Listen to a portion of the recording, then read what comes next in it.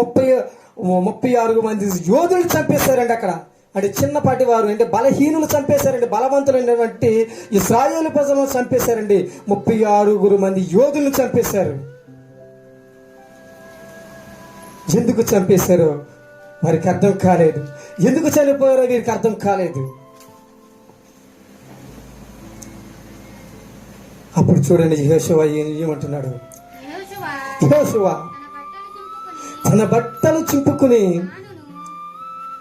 తానును ఇశ్రాయేలు పెద్దలను సాయంకాలం వరకు యెహోవా మందసమును ఎదుట నేల మీద ముఖములు మోపుకొని తన తల మీద ధూళి పోసుకొనొచ్చు. ఆగు చెల్లి, అక్కడ ఆబ్జీ, ఇక్కడ చూడండి ఏమన్నాడు. యెహోషువ తన బట్టలు చింపుకొని తానును ఇశ్రాయేలీయుల పెద్దలను సాయంకాలం వరకు యెహోవా మందసము ఎదుట నిబంధనలు కలిగినటువంటి మందసము ఎదుట నేల మీద ముఖములు మోపుకొని తమ తలల మీద ధూళి పోసుకొనుచు. ధూళి ఎందుకు పోసుకొని గోనె బట్ట కట్టుకుంటారని తగ్గింపు తనానికి సాదృశ్యంగా కనపడుతుంది ఇశ్రాయేలు యొక్క ప్రజలకు. దేవుని దృష్టికి తగ్గింపు. ముఖమును మోపుకొని తమ తలల మీద ధూళి పోసుకొనొచ్చు. ప్రార్థన చేస్తున్నారండి. ఎలాగా చూడండి, యెహోషువ గారు ప్రార్థన చేస్తున్నారు. చదువు తల్లి. అయ్యో ప్రభువా, యెహోవా మమ్మ నశింపజేయునట్లు అమోరీల చేతికి మమ్మను అప్పగించుటకు ఈ జనులను ఈ యోర్దాను నీవెందుకు దాచింటివయ్యా? ఇదిగో ప్రభువా, అయ్యో ప్రభువా, యెహోవా మమ్మను నశింపజేయునట్లు అమోరీల చేతికి మమ్మను అప్పగించుటకు ఈ ఇశ్రాయేలు జనులను యోర్దాను నువ్వెందుకు దాటించితివయ్యా? మేము యోర్దాను అవతల నీవు నివసించుట మేలు. ఎవరండి ఎలాగంటే మేము యోర్దాను అవతల నివసించుట మేలు. ప్రభువా కనికరించమయ్యా. ఇశ్రాయేలులు తమ శత్రువుల ఎదుట నిలువలేక వెనుకకు తిరిగినందుకు నేనేమి చెప్పగలను ప్రభువా? ఇదిగో నీవు కనికరించు ప్రభువా, మా అందరి పట్ల నువ్వు కనికరము చూపించువు. ఈ ఇశ్రాయేలులు తమ శత్రువుల ఎదుట నిలువలేక వెనుతిరిగి నందున నేనేమి చెప్పగలను ప్రభువా? చదువు తల్లి.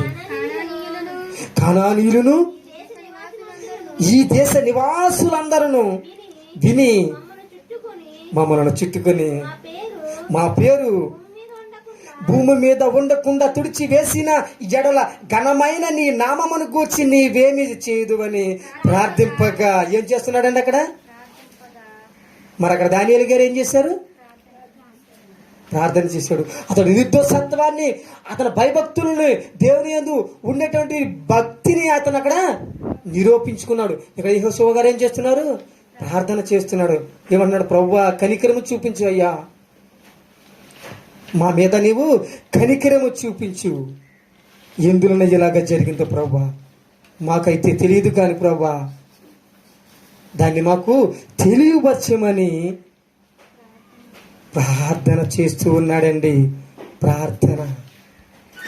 ప్రార్థన చేస్తూ ఉన్నాడు. చదువు తల్లి. యెహోవా యెహోషువతో ఇట్లా నేను లెమ్ము, నీవేళ ఇక్కడ ముఖము నేల మోపుకుందువు. ఇశ్రాయేలులు పాపం చేసిన రాగు తల్లి ఏం చేశారట?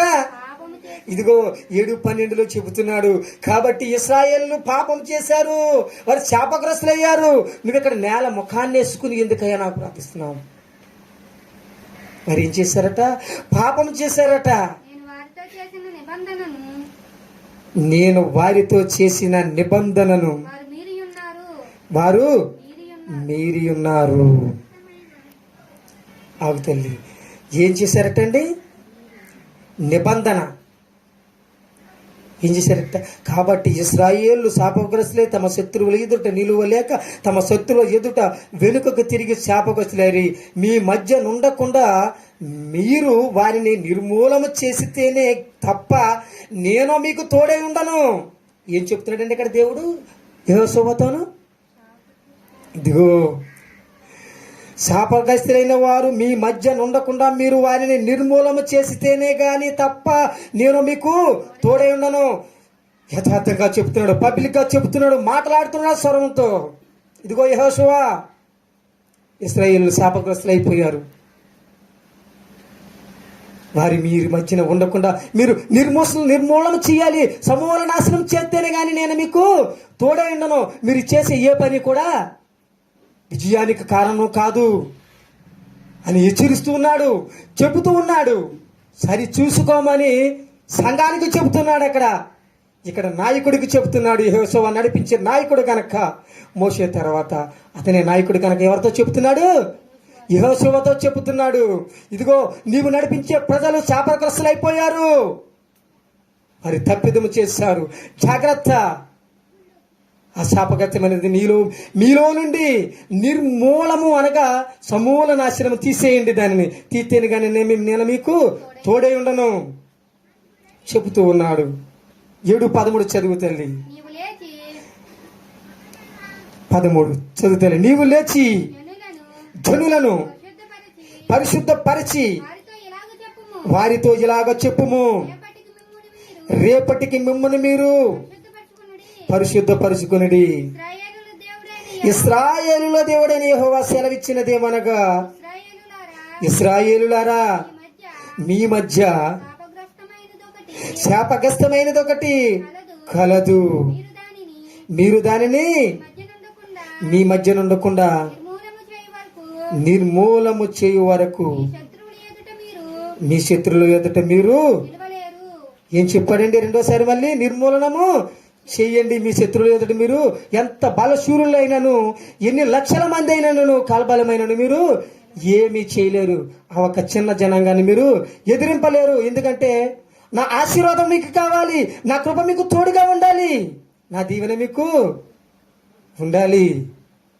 లేకపోతే మీరు ఏమీ చేయలేరు. నా కృప మీకు తోడుగా లేదు, నేను మీకు తోడుగా లేను, నా ఆశీర్వాదం మీకు లేదు, నా కృప మీకు లేదు, నిలవలేకపోతున్నారు. ఎందుకు? దేవుడు బయలుపరిచాడు. మీలో శాపగ్రస్తమైనది మీ దగ్గర ఒకటి ఉంది. మీలో దాన్ని నేను చేయాలట, నిర్మూలము చేయమంటున్నాడు. నిర్మూలము చేయు వరకు మీ శత్రువుల ఎదుట మీరు నిలువలేరు.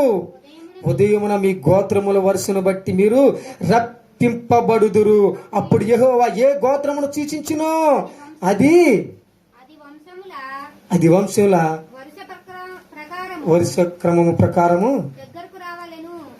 చాలు తల్లి. ఎందుకంటే దేవుడు ఇక్కడ మనతో మాట్లాడుతూ ఉన్నాడు.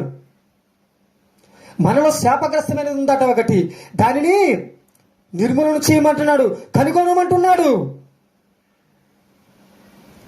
తీసివేయండి.